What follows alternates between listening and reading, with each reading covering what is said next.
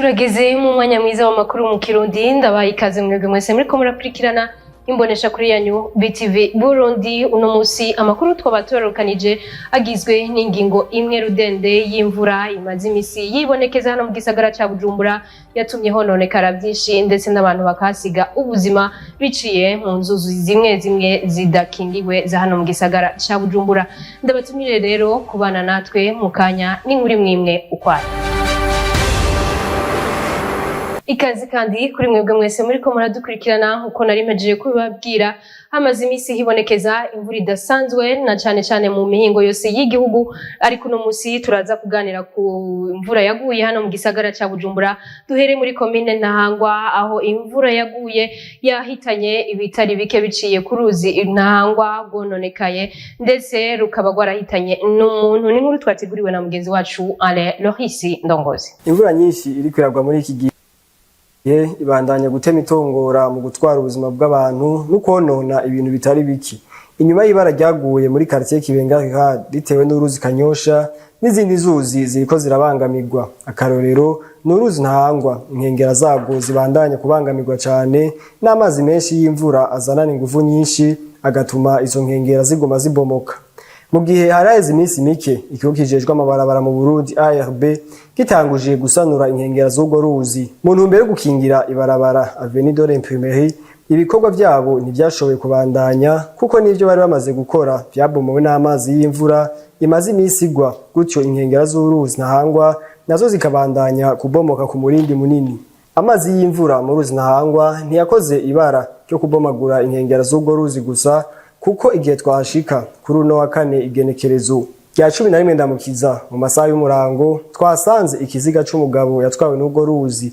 Abahaba bakaba batwiganiye kwico kiziga cyatanguye kuboneka mu gatondo kuno musi cyamaze kononekara. Abo bene gihugu bakaba bemeza kwico kiziga cyatwawe n'uruzi Ntahangwa maze ruza kumuta aho twagisanze uyu musi. Igihe cy'isaha 6 niho abajejwe umutekano bari kumwe n'utwara quartier ya Mutangano bashika kwirabira ico kiziga, basiga basavye utwara iyo quartier kuvugana n'utwara zone Gihosha kugira baze gukuraho ico kiziga, ariko tukaba twavuye igihe cy'isaha 7 zirenga ico kiziga kikiraho. Turavye uko imvura iri kwiragwa ku murindi munini muri no misi n'ukungene inkengera z'uruzi Ntahangwa ziriko zirabomagurika, biragaragara ko hamwe izo nkengera zitosanurwa mu maguru masha uruzi Ntahangwa rushobora kwihibara muri kino gihe c'imvura. Tubandanya muri komine Ntahangwa nyene abo abene gihugu batorohewe saho gusa no muri quartier Buterere, zone Buterere nyene abegereye uruzi Kinyankonge ngo nabo ntiborohewe kuko urwo ruzi rwabahitaniye ivyabo vyose. Benoit Sindayigwanya. Metero imwe irakwa gukwira kubera ibitanda byararengewe mu cyumba, twararengewe imetero imwe irakwa gukwira kubera ibitanda byararengewe, impuzu, ibirato, ibiki, amatwarete indani yaruzuye amazi, hanze amafosi boutique n'amatwarete y'abapangayi batanzwe yose yaruzuye. Ubu turi mu ngorane zitagira uko zingana, kandi ikindi naco n'abapangishije nabo ugiye bakupandishiriza amabeyi en plus ngo ama-avance y'amezi 3, 4, 5 wahuye n'ingorane n'ama-avance yo warupanze batari buyagusubiza. Maze kubyuka asanga abana ko baririmba hejuru, nabanje nkiza abana babiri bato ndabajabukana ku mubanyi, subi inyuma ntora abakuru babo babiri nabo ndabajabukana, mu nyuma canza gutora umugore. Niho rero umugore tujanye dusohora ibintu biri mu nzu, aho no kwinjiye nk'uku burya inzu yose yaciye yicarira rimwe atamu numwe arashika indani. Twese twaguye igihumo duca tugwa mu mazi twese, abana umugore y'iki twara imibarabara ntitugira hano na hamwe twicaye, deko ari gupfungura byose byatwawe n'amazi. Niyi patona nambaye nyene niyo naciye.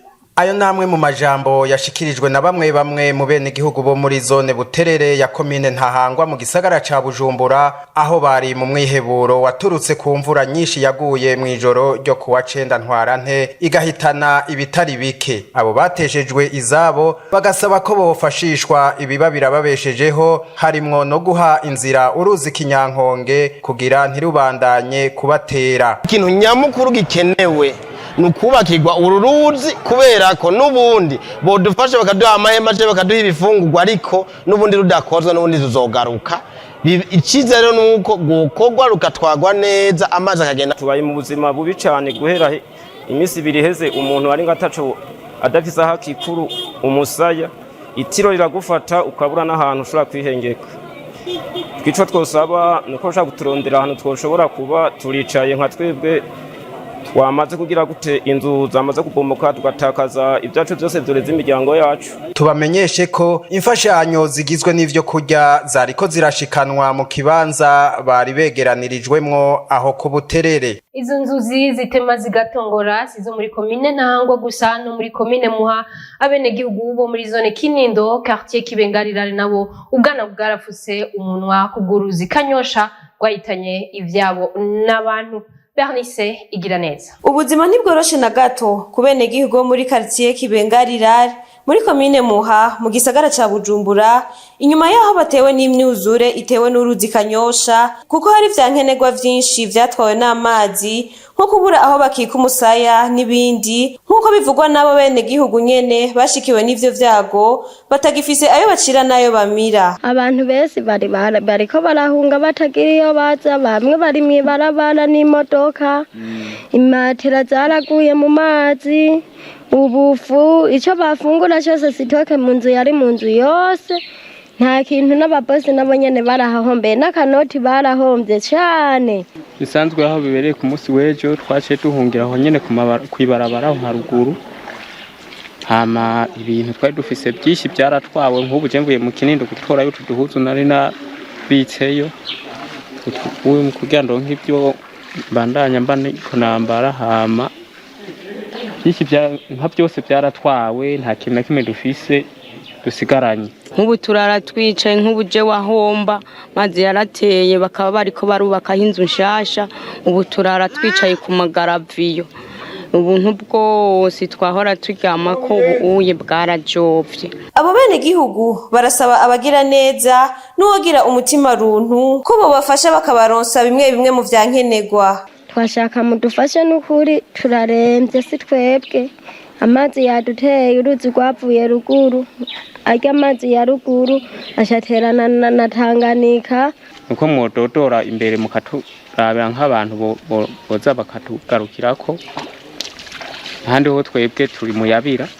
Ico twasaba yuko boza bararaba ukungene turaba ukungene tumerewe bakadufasha. Twe nico twosaba. Mwomenya ko gushika inyuma y'umutaga hari abari bakiriko baratwara utwabo bimuka, abandi nabo basaba indaro ku bagenzi, abatagira aho baje bakaguma ku mpande z'amabarabara. Abumiwe kubera uguruzi Kanyosha sabo gusa n'abenegihugu bo muri zone Kanyosha nyene muri quartier Gisyo nabo ngo ntibakigirayo bacira nayo bamira ku guruzi gwahitanye ivyabo bahora bafise uburiro ahegereye ugoruzi. Ani Lorine Kankuze ariko arimenyereza hano. Mu batewe n'uruzi Kanyosha harimwo abenegihugu bo muri quartier Gisyo baba hafi y'inkengero y'urwo ruzi. Abenegihugu bafise uburiro hafi y'urwo ruzi bati amagogo ntasiga yandi uretse ko hari ivyononekaye vyo mu nzu n'ibiribwa byari kudandazwa vyaratwawe. Ivyononekaye mu nzu ni vyinshi kubera urabona umuntu ahashira utuntu nyene apfa hadushize nka twebwe tuba mu mashamburete tuba dupanze amashamburete. Ubuzima rero bica byanka kubera nyene bya bindi nyene nka jewe naho ntetse yo safuriya y'intete nsanga yarengewe n'icondo. Urumva nk'abari bafise amaresitora bo n'ingorane ni hatari byagiyemwe ibishanga twari kugaburira abakiriya bukeye byarononekaye cyane bimaze kononekara. Urumva ntaco twari dufise duha abantu kandi by'ukuri ari ubuhombe kubera mu buryo buri urakora uvuga bikuronderera umuryango hanyuma bukeye rero ukaburya n'icubaho urumva n'ingorane. Abo bene gihugu bakavuga ko hari uburyo leta ikwiriye gukingira ubwo ruzi. Cyo twosaba leta nuko yodufasha nyene bakatudugiriza uruzi kugire hataramuke kuko twarahombye cyane. Twosaba leta kwera uruzi twegero asha ruratugwaje umutima kweri. Twosaba barutaramure basi bahubake bahagire neza bafume bagira inkombe ndende. abo benegihugu bakaba batumenyesheje ko urwo ruzi rumaze hafi inshuro zitatu rwinjira mu mazu y'abantu. Musitanteri wa komine Muha kuri ico kibazo agasaba abenegihugu baba muri iyo komine batahuye n'ivyo vyago gufasha bagenzi babo mu kurindira ko leta yogira ico ikoze. Elvis Munyaneza. Ibikorwa bitari bike biriko birarangurwa muri quartier Kibenga mu gisagara ca Bujumbura mu ntumbero yo gusanura ivyononekaye biturutse ku myuzure y'amazi y'ikiyaga Tanganyika, aho amazi menshi yatwaye ibitari bike bikahononekarira. Bivugwa na Devote Ndayisenga, musitanteri wa komine Muha. Aho uruzi Kanyosha rwameneye obuha barazanye imashini kuva ejo baraye barakora, n'ubu bariko barakora, bashoboye kuzibira aho ayo mazi y'uruzi Kanyosha yameneye. Ubu rero nta mazi ariko araza avuye mu ruzi Kanyosha, amazi akihari ni amazi nyene adengereye ari mu mihana y'abantu. Rero naho nyene turibaza yuko bashobora kugerageza amazi, urabona ko ariko aragabanuka ubuye, hanyuma bishobotse ko haboneka amamoto pompe kugira ngo afashe ayo mazi ava mu mihana y'abenegihugu, hanyuma tugaca dusaba na Croix Rouge ko yoza gupompa kuko usanga nk'amatwarete yarononekaye kugira ngo ingwara ntizihave zifata abenegihugu. Nuko ubu niho bigeze, rero nivyo dushimira Imana. Musitanteri wa komine Muha arabandanya ahimiriza abafise ico bafasha gushigikira abandi, yongera asaba abari muri ico kibanza kwitabira akamo k'umukuru w'igisagara ko kwimuka. Nk'utwo umuntu aba yarafise mu nzu, byaba ibifungurwa byose byaratwawe, ivyambagwa, amakaye y'abana n'utundi twinshi tujya twankenerwa twose umuntu aba akeneye mu rugo, byose byaratwawe. Rero abo bishobora bafise umutima w'urukundo boza bagafasha muri ibyo byose byankenerwa umuntu akenera kugira ngo bishobore kuba birabafasha. Abenegihugu benshi barashoboye kuhava kuko ntibyari gushoboka ko baguma aho hantu hameze uko. Ingingo ntiyahagaze, ariko nkumbure ayo mazi niyahera barashobora kugaruka mu mihana yabo. Icegera c'umukuru w'igihugu Prosper Bazombanza akaba yari yashitse ku kibanza avugana na musitanteri wa komine Muha icokogwa. Kiraro cha Pomoa hariya hepfo mugabo aveniduraro ego manuka rero rwamenye naho nyene kwinjira indani impangu z'abantu ego wagenda aho rwamye bahasubira mu kugira ngo ntihagumye hari inzira yabo.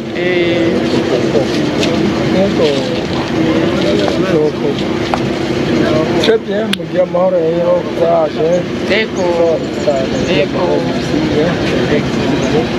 Munkundire tubanze dukurikirane ibihayanishwa kugira ce tugaruka tubandanya n'amakuru yacu. Canal ibashiriyemwo akabijya mu mbonesha kure yanyu, ni muhimbagwe n'akaganuke gashushe irongere decoder ku mafaranga 15,000 uhereye ku gaseke ka Access, amasheni arenga 300 yagenewe umuryango wose. Vous êtes prêts? Moi en tout cas, je suis prête. Allons-y. Amaseri aryoshe cyane gose. Silence s'il vous plaît. Amareresi ashushe kandi agezweho. Le tir du grand. Ibiganiro bitandukanye vyuzuye uburyohe. Avec des surprises. Bonjour les filles. Eka n'inkino ziryoshe kandi zikomeye zo ku rwego rwo hejuru.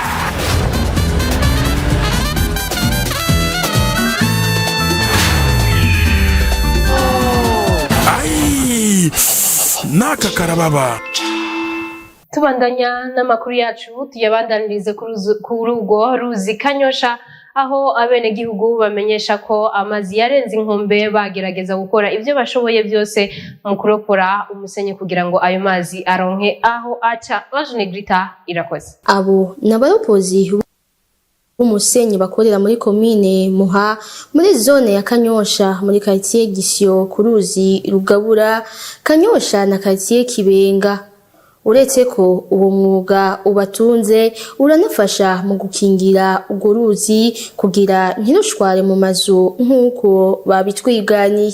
Tutaropoye tujabura abantu ubu kubera atamagabiro rurafise guta inzira rugaca ahandi hantu aha twe twamaturopora kugira rumanuke muga vyarasi dukura umusenyi kugira abantu ngani batwagwe uruzi ruje rurenye planyene ahantu rushikira nyene rurengana neza bategiye barawukura bagira barupozi amazi gica biduga kandi amazi agategenda batera misana bagiye bakariye kenshi amazi Tanganyika no rugera uruzi tako turaropora bagamira ababanyi kubera umusenyi y'imvura iguye umusenyi uraduga hejuru ubwo diko turaropora uruzi turusubiza hasi utuma rutagenda hirya canke hino.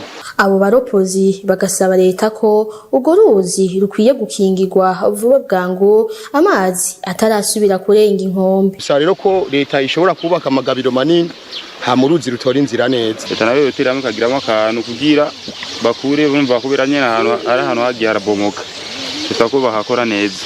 Saba leta izana imashini hanyuma ikimbi hereye hariye kugira uruzi rumanuke hasi. Mumenya ko urwo ruzi rwinjiye mu mazu mu bucagucagu bwo kwigenekerezo rya 10 ndamukiza uyu mwaka. Tubanganya n'amakuru yerekeye urwo ruzi nyene abenegihugu ngo baracafise ubwoba nubwo ibikorwa vyo gusanura urwo ruzi byatanguye kuko imvura ikibandanya igwa. Nyandwi Rafael. Ibikorwa vyo gukingira uruzi Kanyosha vyamaze gutanguzwa icese n'ikigo cy'igihugu kijejwe gutunganya ibisagara uburaro n'inyubako Obuha. Ivyo bikorwa bikaba byatanguye kuri uyu wa kane kwigenekezo rya 11 ndamukiza umwaka 2024. Komiseri w'ikigo Obuha Dr. Ingenieur Lieutenant Colonel Leonidas Nibigira yemeye ko ikigo arongoye kigiye gukora ibikorwa byo gusubiza ku rutonde uruzi Kanyosha nyuma yaho batereye inzira rukonona amazu ibintu mbere n'abantu bakasiga ubuzima abandi nabo bakabura aho bakika umusaya. Ibikoresho byacu na cyane amamashini yoza kugira ngo dufashe mu guha inzira amazi yataye inzira aya mazi y'ururuzi Kanyosha. Eka n'uburongoye igisagara ca Bujumbura Jimmy Atungimana yamenyesheje ko abajejwe intwaro mu gisagara ca Bujumbura ko batazicara nabo ko bagiye gukora ibishoboka bafashe abenegihugu bahuye n'ivyo vyago. Hariho amabati, hariho ivyo basize mu mazu yabo, ivyo byose bitegerezwa gukingirwa kugira ngo nihaba gahengwe ejo canga bukera bazogerageze bagaruke basanga ivyabo bigikwiye. Murazi ko turi mu gisagara abantu bashaka kwikika mu kiza agakora idirisha rya murundi canke portail. Ivyo rero kugira ngo tubikingire neza sawa sawa nuko abenegihugu bose bova mu ngo zabo bagatwara ivyo bashoboye hanyuma twebwe tubwira igipolisi kikagerageza kugira ngo kingira umutekano w'ivyo bintu by'abantu.